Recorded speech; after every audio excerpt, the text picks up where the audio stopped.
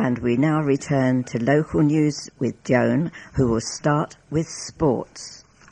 And I start with rugby union. Enfield Ignatians have confirmed that they will launch their pre-season programme by taking on Tabard on August the 17th. The match should be a good test for Emil Hartz's men, as Tabard have been promoted to London Division 1 North and will enable Ignatians to tinker with their combinations ahead of their second friendly, when the first and second teams face promoted Old Priorians on August the 31st. Ignatians' final friendly is at Hemel Hempstead on September the 7th, while they begin their campaign in London Division 2 North East with a tough clash at home to Rochford 100, expected to be one of the main challenges for promotion 7 days later. Enfield and Haringey Athletics Club sprinter Colin Humphreys helped Great Britain claim a silver medal in the women's 4x100 metre relay at the European Under-23 Championship. Humphrey, who ran the second leg of the race, helped the British quartet claim a time of 43.83, which was enough for second place. Germany ran out clear winners with a time of 43.29, while the bronze medal was claimed by Italy, who finished just behind Team GB in a time of 43.86. Enfield clubmate Desiree Henry was in action at the Sainsbury's British Championship over the weekend. The 18-year-old, who is the reigning IAAF World Youth 200-metre champion, finished second in her 100-metre heat in 11.55 to qualify for the final. Henry again performed well on Saturday, and she crossed the line in a lifetime best of 11.51, which was enough to secure a bronze medal. Enfield got their title challenge in Division 3 of the Middlesex County Cricket League back on track by easing to a 7-wicket win at Wembley on Saturday. The previous week had seen Enfield suffer their first defeat of the season to lose their grip on top spot in the table, but they bounced back in fine style, and Syed Karar, 4 for 41, led an excellent bowling display which saw Wembley slump to 71 for 6, before Chalunda De Silva, 48, and Taplin Patel, 46, added 82 for the 7th wicket to help the hosts get up to 185 for 9. Enfield encountered few problems in reaching their target as Neil Tilley, 58, Adam Ezekiel, 41 not out, and Tony Sayers, 35 not out, all played well to guide them to 188 for 3. However, Edmonton remained rooted to the foot of Division 3 after suffering an 8-wicket defeat at Kenton, being dismissed for 125 and then seeing their visitors reach 130 for 2. Meanwhile, an excellent batting innings from skipper Jim Gatting could not prevent Winchmore Hill from being beaten by 6 wickets at Hornsey in Division 1. And I had football. Boss Luke Giddings declared himself pleased with Enfield 1893's performance after they launched their pre-season campaign by beating Hadley 2-1 on Saturday. Giddings was taking charge of the side for the first time since being appointed as manager 2 months ago, and was delighted with what he saw from his players. It was very pleasing, he said. We used 20 players, and I thought the performance was excellent. The result didn't really matter, but all of the lads did everything that we asked of them. I don't think that things could have gone much better for me so far. Enfield 1893 continue their pre-season programme with a trip to Barkingside on Saturday. Now, I have a letter sent by Linda Bellingham, who is Age UK Celebrity Ambassador. I'm sure you recognise the name. She's very well known for her normal activities as an actress, and one who has advertised so many interesting and amusing projects on television. So this is the letter. Age UK's health and Wellbeing Programme, Fit as a Fiddle, is in the final 7 in the Best Health Project category of the National Lottery Awards.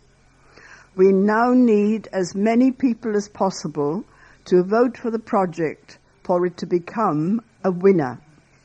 The project has helped more than 385,000 older people get involved in activities from cooking lessons to exercise classes, encouraging older people across the country to be more active and make friends and have fun. Register your vote by July the 24th, 2013 for Age UK's Fit as a Fiddle. Please call 0844 836 9700 or www.lotterygoodcauses.org.uk right slip AW odds. And now a letter from Marianne Simons of Campaign to End Loneliness. And Marianne's letter goes as follows. Loneliness is as bad for our health as smoking 15 cigarettes a day and affects nearly 3 million older people across England. As the local Health and Wellbeing Board considers how to prioritise health and wellbeing spending, we urge the board to acknowledge loneliness as an issue that needs to be addressed. Those concerned can also get involved in our campaign, Loneliness Harms Health. To learn more, visit www.campaigntoendloneliness.org.uk. Now a letter from Ivy Beard of Littlebrook Gardens, Cheshunt. We have to thank Labour for the NHS. It will last as long as there are folk left with the faith to fight for it. These were the words of Minister for Health Nye Bevan 65 years ago, referring to our NHS. It's 65 years since the launch of the National Treasure, but can it stay in rude health? From the Advertiser article on July the 10th. So, Ms Beard continues, it is disappointing that it was Labour that started the ball rolling with the reconfiguration of hospital services and the many poor PFI debts we now find ourselves in. However, the good news now is that Labour has promised to repeal the Health and Social Care Act of 2012 if elected, hopefully including the disastrous regulations which give full rein for the private sector to take control of much of our NHS. The bad news is whom can we trust in political circles? Before the general election, leading Conservatives made promises that they were going to stop the top-down reorganisation of the health services, including the proposals for Chase Farm, but that proved to be totally untrue. We now have foundation trusts, a management with an almost free hand to do exactly what they want with our infrastructure, staff and the services they provide, legally free from public and press investigation.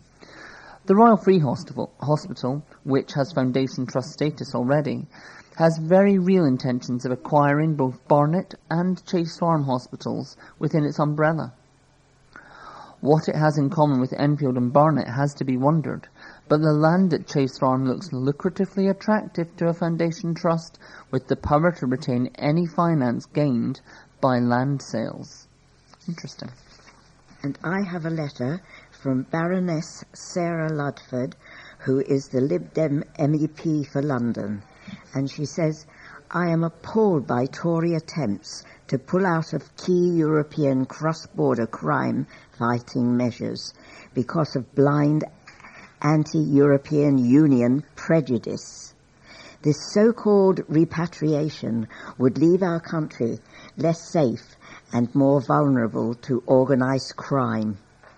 Criminals such as would-be July the 7th London bomber Hussein Osman and former Bromley teacher Jeremy Forrest, who was recently found guilty of child abduction, would still be enjoying their freedom without cooperation with other European police forces through the European Arrest Warrant and Europol. Our police must continue to have the tools necessary to keep us safe and tackle cross-border crimes such as drug trafficking, people smuggling, child abuse and terrorism. Thanks to the efforts of Liberal Democrats in the coalition government, the government does now intend to remain involved in all the measures that senior British police identified as being crucial for fighting these major crimes. In stark contrast to the Tories, who risk being soft on crime, the Liberal Democrats are sensibly ensuring that through the coalition government, the UK continues to work with our European partners to bring criminals to justice and keep the public safe. Now I have one What's On. The title is Fairy's Tale. When humans grow up, they stop believing in fairies. For your average fairy, on the other hand, humans are a mysterious race that exists only in legends and fables. Fairy's Tale is Tales from Chicken Shed's spectacular summer show, where children will step into a truly magical and wonderfully fun, in a wonderful, imaginative, colourful and interactive show with puppets and songs galore. Fairy's Tale, which is the title, Tales from the Shed Summer Show, is on Thursday, August the 1st to Wednesday, August the 10th, from 11:30 a.m. Chicken Shed Theatre, Chase Side, Southgate. The details are chickenshed.org.uk.0208 292 9222. And now another one from Chicken Shed. There's a Summer Shed Children's Weekly Holiday Scheme, and that's on 29th of July and 5th of August. And now we're thinking of Christmas, because booking now for the night before Christmas, which is going to be on from the 27th of November, well, booking now, I suppose, from between 27th of November to 11th of Jan, right? So obviously the show is on during that period. Sorry about that. And the tickets available from £11. Then there's another one, and that is it's called Next Jazz Show, and that's on Friday, 19th of July, with Neil Angeli in concert, and tickets are £13 and £15, and the box office number, as Joan has just told you, is 020 8292 922. And there's quite a lot going on at the Shed this summer, because I have a little bit more. It's the Tales Big Day Out, a mini festival for all the family, which sounds fun. 27th and 28th of July, and tickets are £8, and the box office can be contacted, as everyone said, 0208 292 9222, or you can visit the website on www.chickenshed.org.uk. And my what's on is Clown Troupe Le Flop is set to take the stage for the Mimetic Festival in Enfield, combining murder with love and disaster. These 6 self-proclaimed idiots are bubbling with silliness and promise lots of clowning around, as well as a night you will never forget. And that's Le Flop is at the Dugdale Centre, London Road, Enfield, on July the 25th and July the 26th from 9 p.m. Details are on 0208 807 6680. That's 0208 807 6680. And now over to the regular local news with Joan. Now, I have an article coming from Nick Dubois, MP, with a view from Westminster. The glorious weather which is continuing this week has reminded us what summer can be like.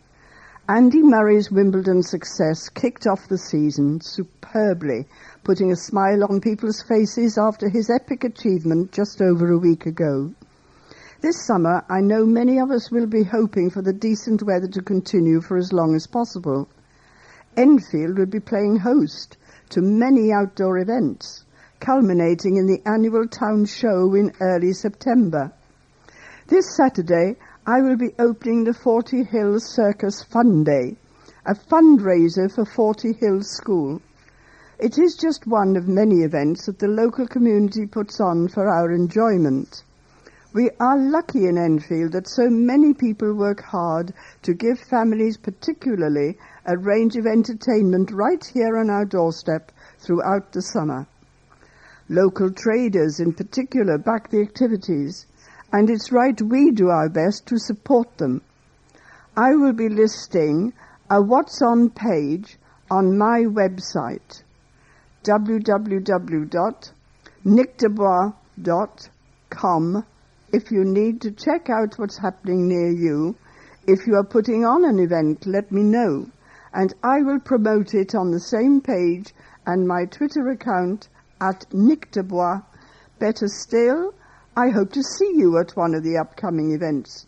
Do please stop me and chat if you wish. On that subject, while you understandably may not want to talk politics on a summer weekend, please do make a note that I will be starting my next series of open public meetings next month.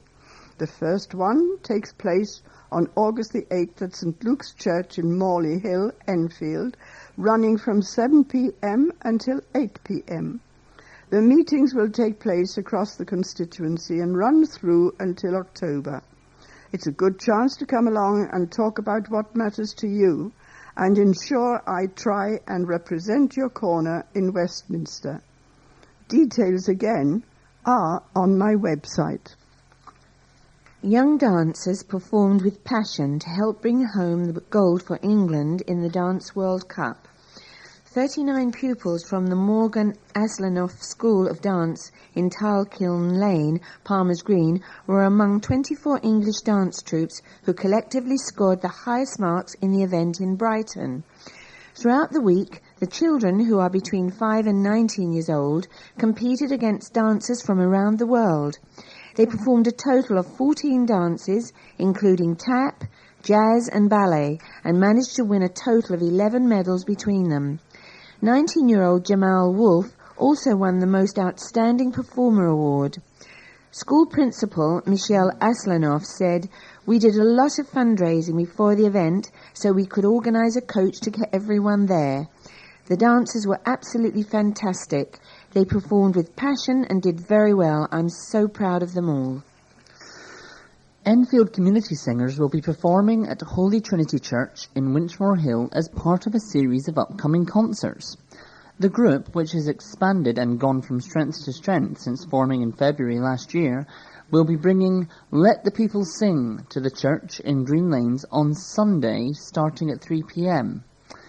As the title suggests, the audience will be more than welcome to join in as the choir performs popular standard classics from yesteryear, including Edelweiss, Unforgettable, Moon River, Bright Eyes, Consider Yourself, and Waterloo. Choral director Simon Gilbert, who has spent much of his working life involved in music, hopes the concerts will be a success and will encourage others to join the choir, which is now regularly attended by between 30 and 35 people each week. "The nucleus is growing, but I'm still anxious to have more people joining," he said. 60 members was always my ambition. We want to stand out in the community as one of the best choirs locally. The upcoming concerts will all take place in churches, which, says Simon, is an ideal starting point for a choir. There's already a congregation, a nice acoustic, a piano in situ, he said. It's a question of finding good local venues that give members the experience of performing to an audience. Enfield community singers rehearse every Tuesday evening at the Millfield Arts Centre in Silver Street, Edmonton, and Simon is always keen to welcome new voices. People come every week and are really passionate about it, he added. If you'd like more information on how to join the choir, why not contact Simon on 0208 360 7386 or email simon@letthepeoplesing.co.uk. Sessions cost £5, including copies of the music. You can also visit www.letthepeoplesing.co.uk for more details on upcoming concerts. And I have Jane Johnson's column. She is the Enfield Borough Police Commander. And she says, it seems that the summer is upon us with fingers crossed. Good weather forecast for the next few weeks. We look forward to the summer holidays, which can be a very busy time for police because the kids are off school and people take time off work. The number of people out and about can increase the demands on policing. We are making plans for the end of the school year to ensure that we have police officers in key locations as pupils get excited at the end of term and look forward to the start of the holidays. Unfortunately, things can get out of hand. I want us to be in a position to ensure people feel safe and are not worried that things will get out of control. I know that people in our community are still concerned about the events of August 2011. On the subject of holidays, we will be working hard over the summer to tackle burglary. An interesting trend is developing in Enfield where garden sheds and garages are being broken into. I think burglars realise that house security is getting better and making life difficult for them. Please be aware that sheds can be rich pickings for garden and power tools, along with pedal cycles that are often worth hundreds of pounds. Burglary is my number one priority, and rest assured we work very hard to reduce what I think is a heinous and invasive crime. You can help to prevent burglary by securing your back garden with a locked gate, good quality fencing, and defensive plants such as berberis. I have been getting used to using Twitter over the last few months, and we try to put out daily tweets about what is going on in Enfield, including crime prevention tips and operational news. You can follow me and the rest of Enfield Police at MPS Enfield. We have 2,280 followers, and I want to increase the number so we can reach as many residents and visitors as possible. So please do get involved. A singing group will be staging a special summer concert this weekend in memory of a long-standing member who died of cancer last year. Singing in London will be staging the concert at Pond Square Chapel in South Grove, Highgate, on Saturday. Doors open at 7:30 p.m, with a concert starting at 8 p.m. It will feature songs from popular musicals such as Oliver, My Fair Lady, and Top Hat, with audience participation encouraged. It's a really family-orientated event, said Edith Gold, founder and music director of Singing in London.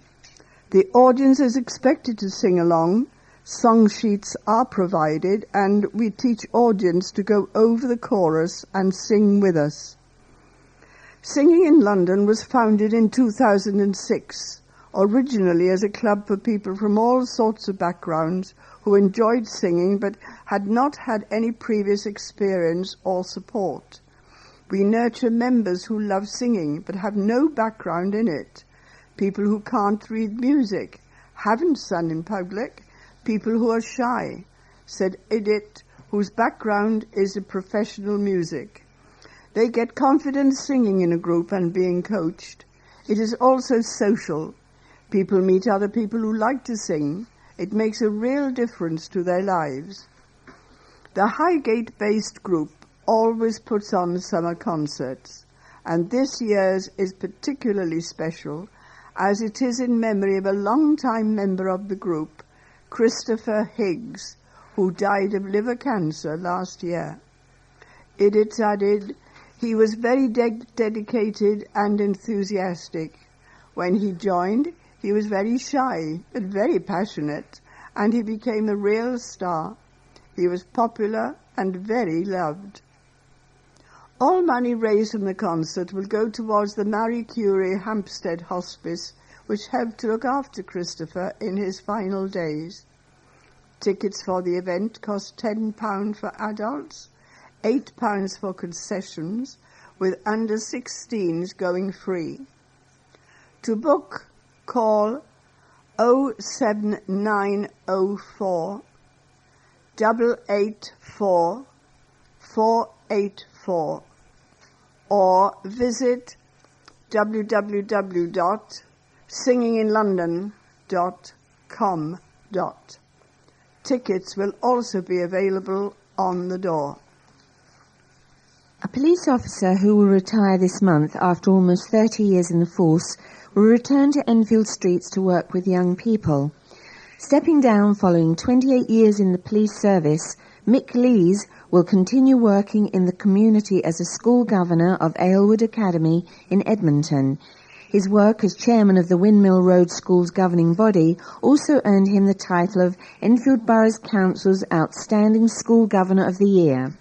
Mr. Lees, who has spent 10 years as a police inspector, said, "I will continue as the chairman of governors at Aylwood Academy and intend to spend the next 6 months completing my PhD study into youth behaviour.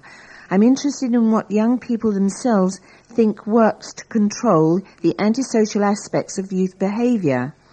The policeman also revealed the secret of being a governor, explaining, "The overriding quality to be a good governor is a desire and a passion to make the life of the young people in your school better. You need to be strong enough to challenge the school principal and other members of the school's senior leadership team, but be able to do so in a way that is acceptable to them." The 51-year-old will certainly be keeping busy in his retirement, as he will also volunteer 1 day a week to help manage the youth engagement panel with his colleague, Sergeant Neil Sandring.